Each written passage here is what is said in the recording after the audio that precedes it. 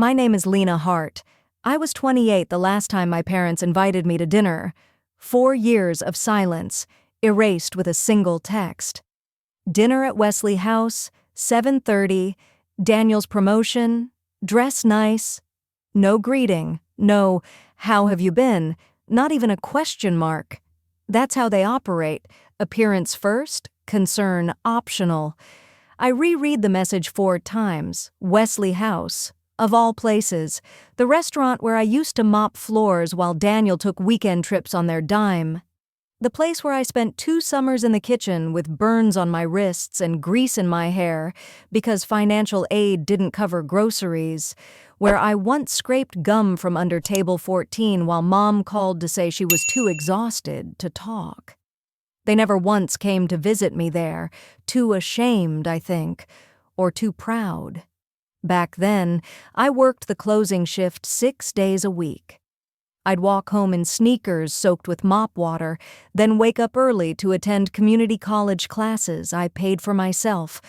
No loans, no cosigners, no encouragement, just stubbornness and silence.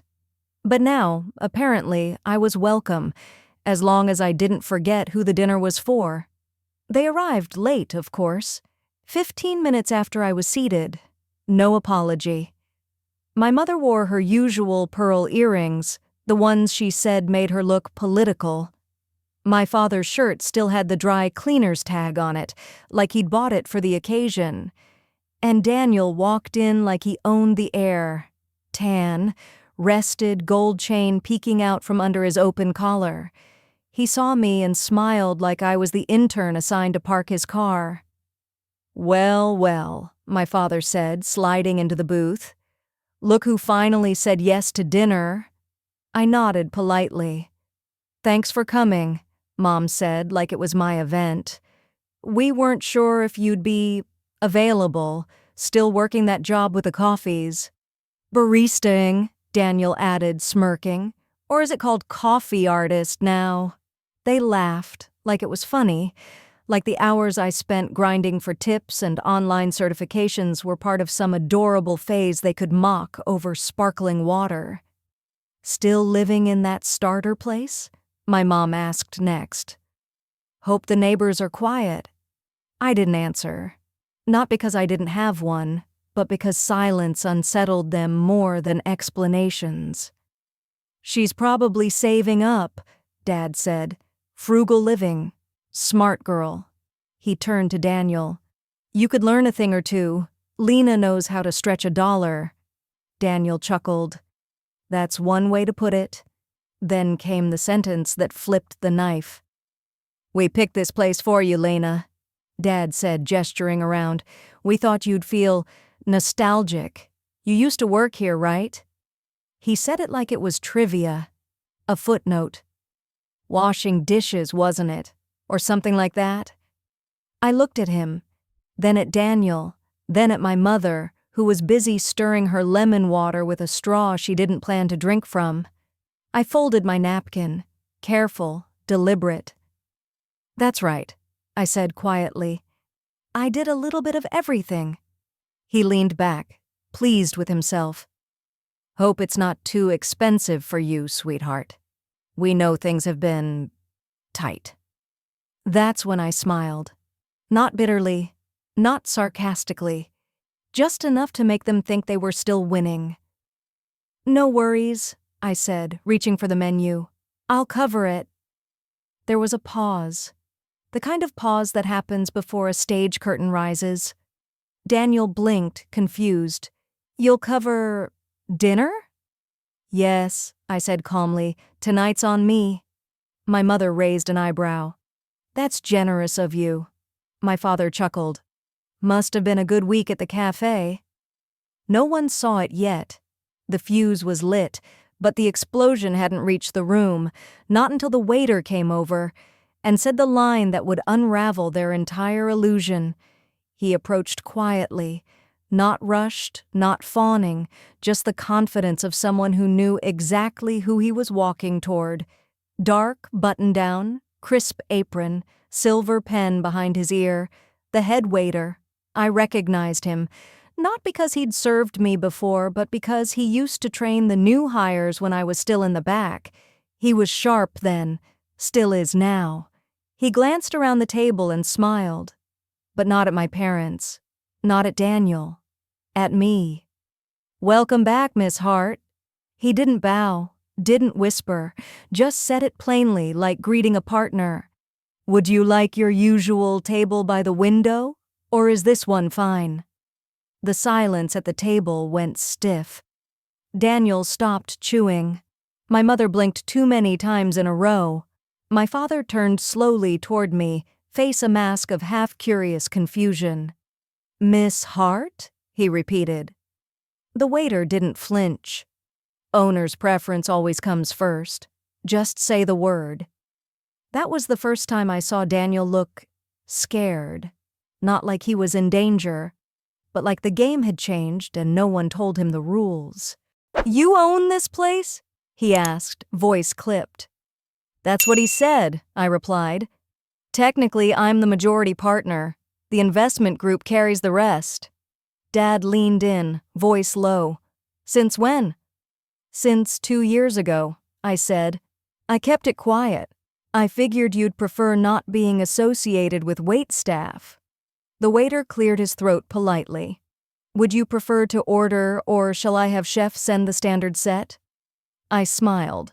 "Standard is fine, but add the glazed lamb for Daniel. He always hated shellfish, and your prefix has prawns." Daniel stared at me. "How do you know that?" "You once threw up after stealing my leftovers," I said. "Remember?" No one laughed. My mother tried to recover. She reached for her glass too quickly and spilled a splash of water on her blouse.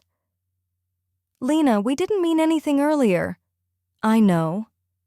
I didn't need an apology. I just needed this moment.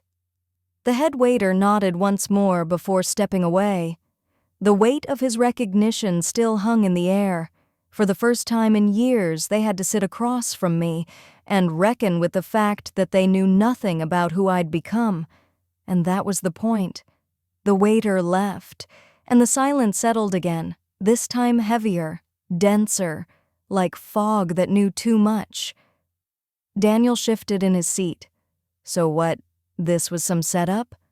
"No," I said, folding my napkin. "You picked the venue. But you let us sit here and talk like you always do?" He shut his mouth. Mom tried next, defaulting to polite damage control. "You could have said something," she offered, voice tight. "It's not like we don't care." "That's exactly why I didn't." She blinked, tilted her head. Like she didn't understand, but she did. They all did, because deep down they knew this wasn't about the money. It never was. This was about something older, quieter. The years I spent trying to prove I was worth a seat at the table, while they saved those seats for Daniel and his celebration dinners. My father finally spoke. "You've always had a chip on your shoulder, Lena. You're successful now, congratulations, but there's no need to be dramatic about it." There it was, dismissal, disguised as reason. "It's not drama," I said evenly. "It's just the truth. And for once, you're forced to sit with it." I looked around the restaurant.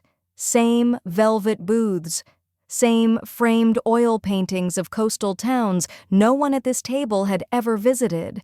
But something had shifted. For once, I didn't feel like the invisible daughter. I didn't feel like the one who'd been forgotten in favor of the louder sibling, the more convenient child.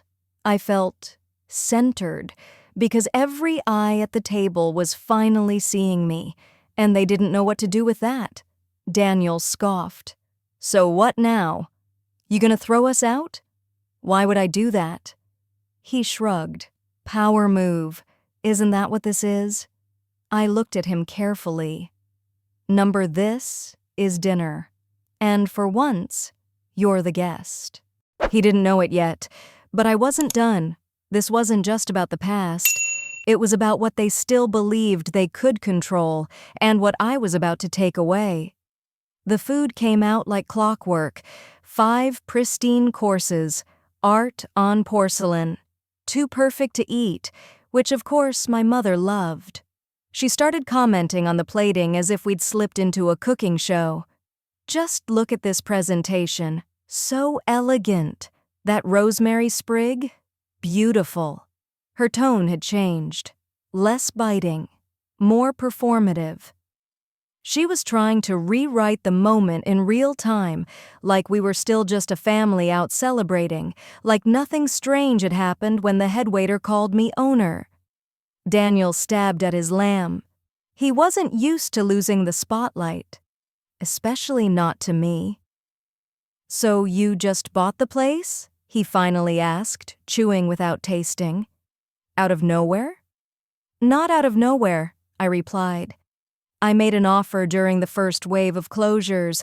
The owner didn't want to go under. I gave him options." Dad narrowed his eyes. "You always knew someone here?" I just knew the numbers. And I remembered what it felt like to scrub plates here and still be invisible. The mention of scrubbing made my mother wince, as if labor in retrospect embarrassed her more than any failure would have. "You were always so stubborn," she murmured. "Never asked for help." I tilted my head. "I did. You just called it complaining." Silence again.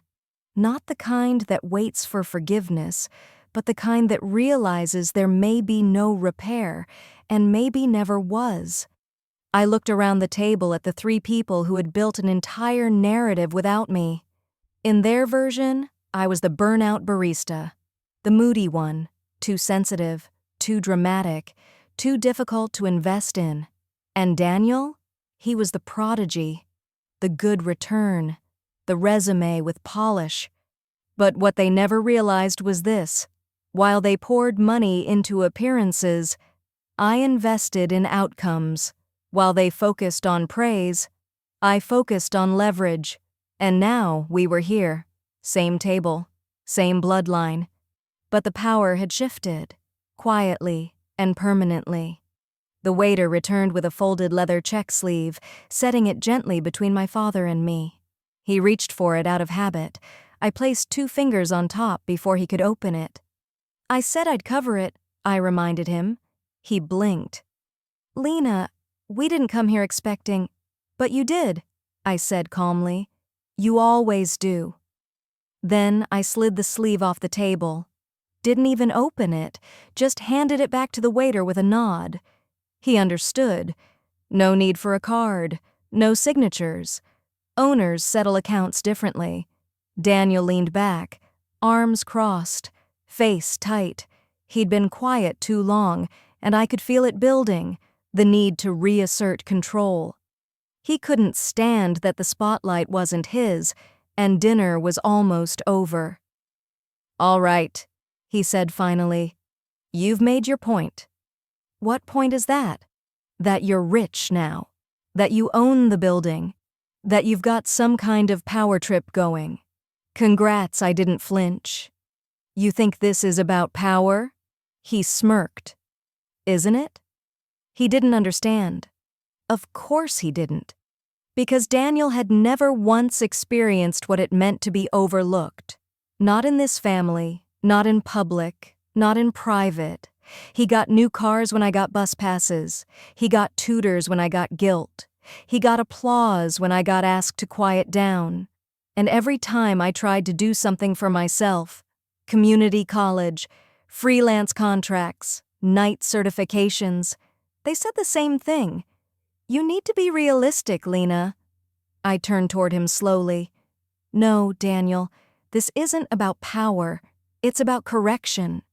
He frowned. "Correction?"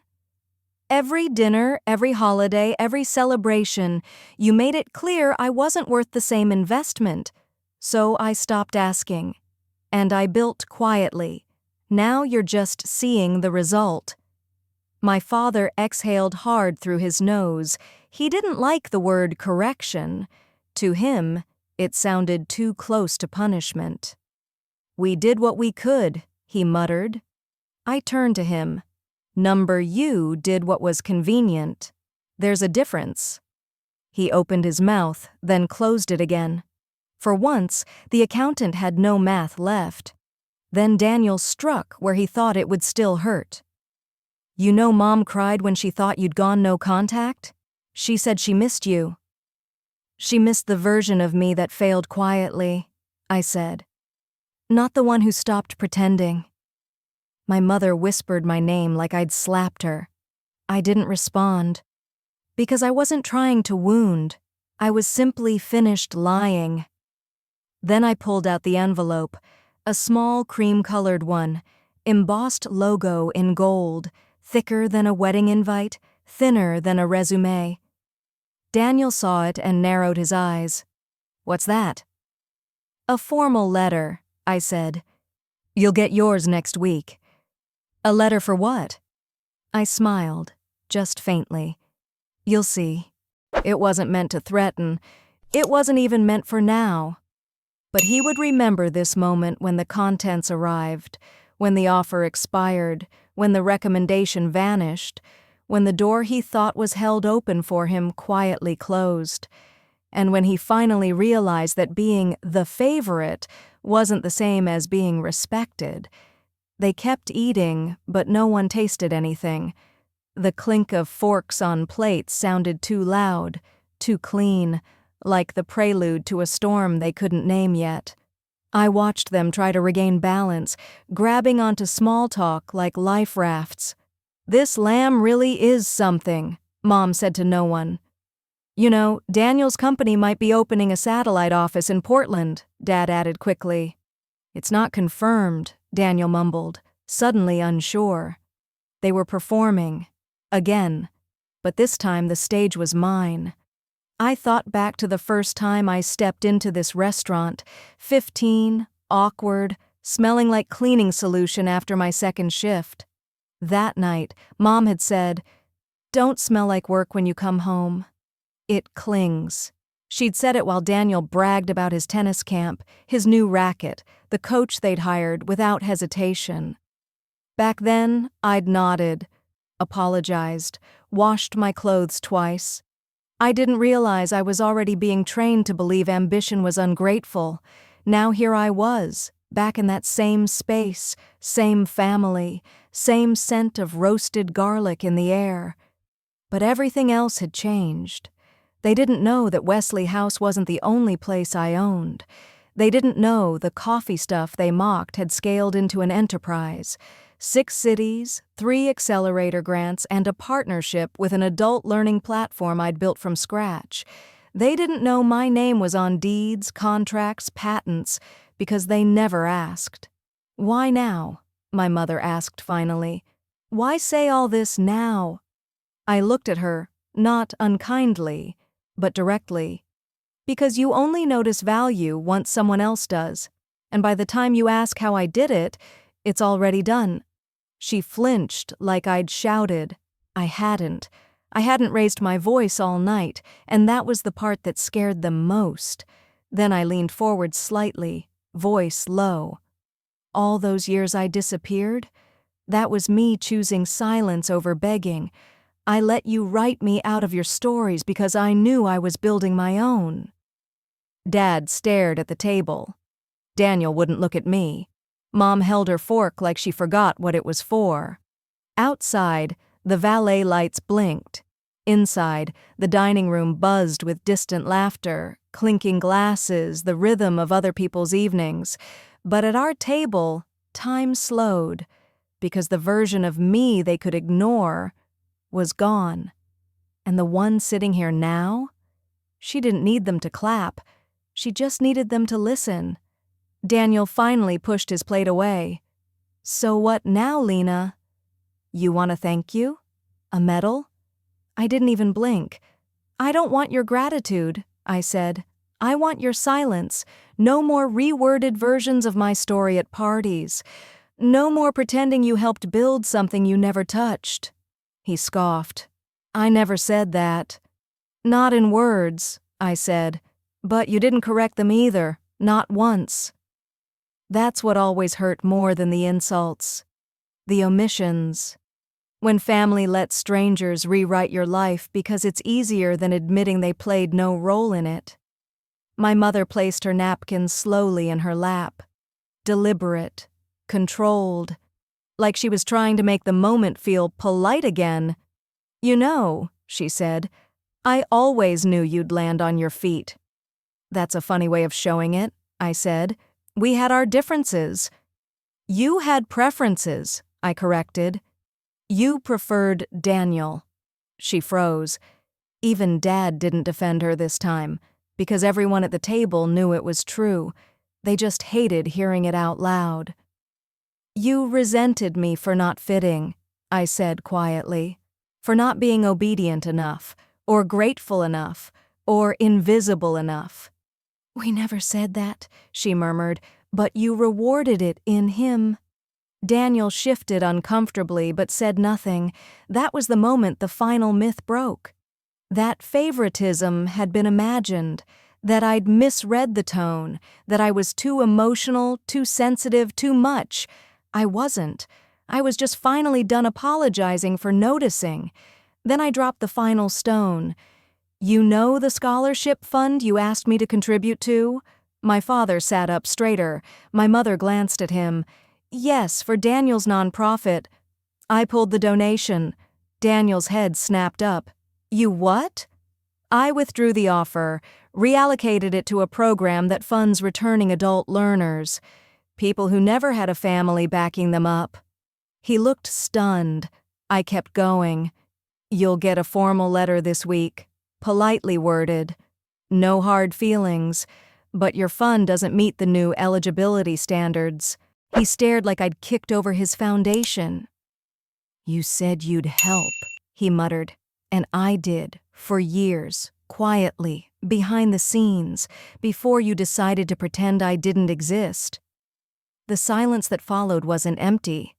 It was full of everything they never asked, everything I never said, everything we all finally understood. Too late. The plates were cleared. No one touched dessert.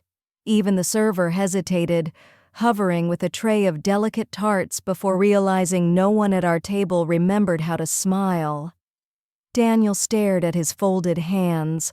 My father reached for his glass but never drank. And my mother. She tried to meet my eyes but didn't last more than a second. She looked at me like she finally saw the adult version of a daughter she thought had disappeared. "So," Dad said after a long silence, "what do you want from us now?"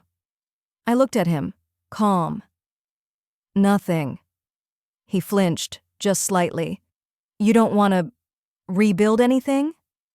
"There's nothing to rebuild," I said. "This is me building without you. That's the difference." Mom shifted, voice low. "You know we didn't mean to hurt you." I let her words settle, then replied, "Intent doesn't erase impact. And absence, emotional, financial, parental, is still a choice." She closed her eyes for a moment, as if it might rewind something. I stood, slow, steady, not out of drama, but conclusion. Then I placed my card on the table, a gesture, not a transaction. "Dinner's covered.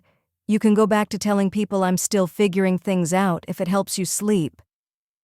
Daniel muttered something, but I didn't ask him to repeat it. I turned to leave, but just as I reached the front of the dining room, where the maitre d' still stood in crisp black and the lighting turned golden near the exit, another voice rang out, clear, older, unmistakable. "Lena?"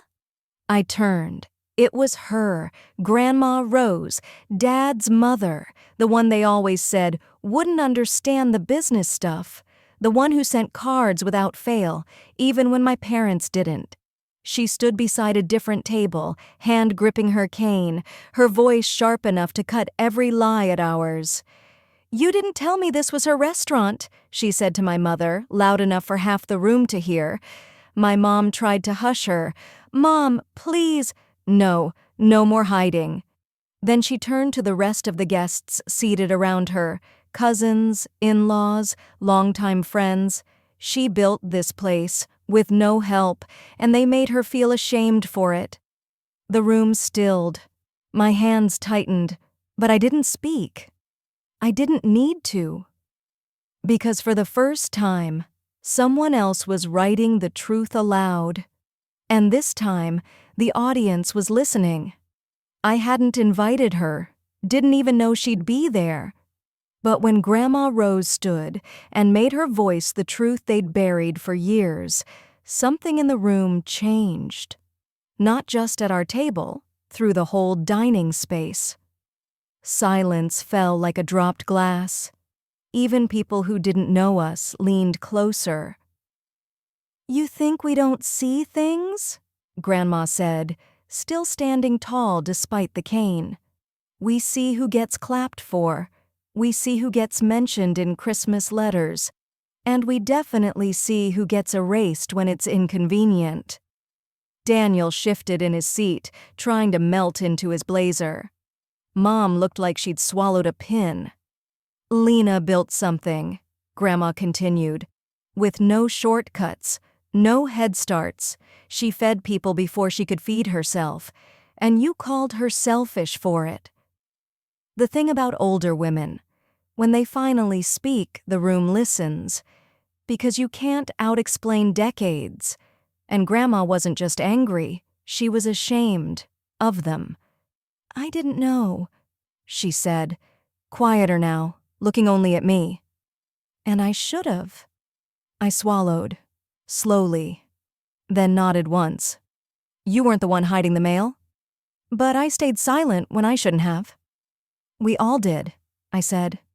My mother stood suddenly, like she could outrun the moment. "We can talk about this at home." "We're not at home," Grandma said, "because she doesn't have a home with you anymore. You sold that, remember? The moment she became inconvenient." No one moved, no one objected, because now it wasn't just me saying it. People began whispering. Servers paused mid-step.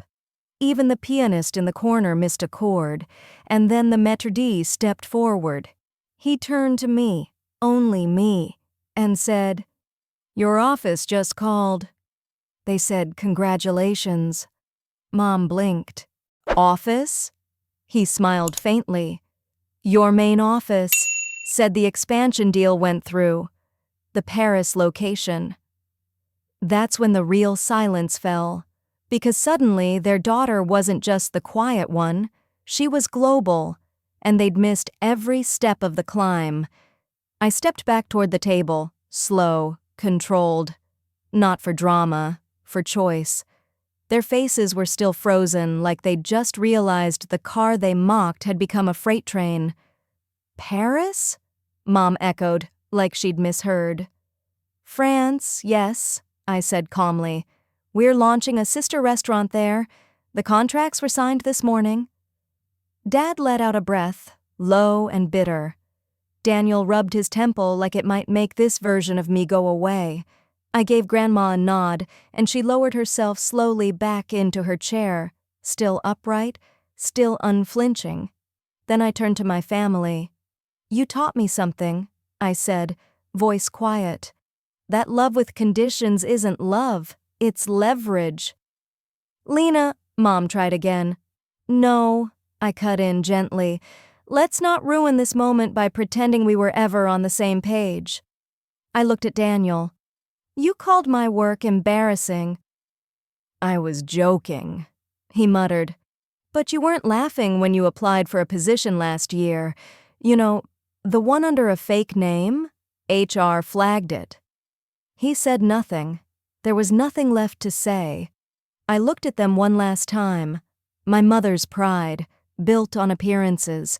My father's control, shaken by silence. My brother's charm, collapsed without a script. And me? I was finally off their stage. I walked to the front where the maitre d' now waited with the check, already zeroed out. A courtesy, not a favor. I own this building now, after all. As I passed the final table, someone I didn't know raised their glass. "To the owner," he said quietly. "And the truth," his wife added. I didn't smile. I nodded. And left through the same door I once used as a waitress, back when they used to call me poor. Outside, the night was soft, clean, mine. I didn't need to slam a door. I didn't need applause. The silence was enough, because they used to toast the ones who looked successful. Now they sit in the restaurant built by the one they tried to erase, and they have to live with that every time the waiter says, "Welcome back, owner."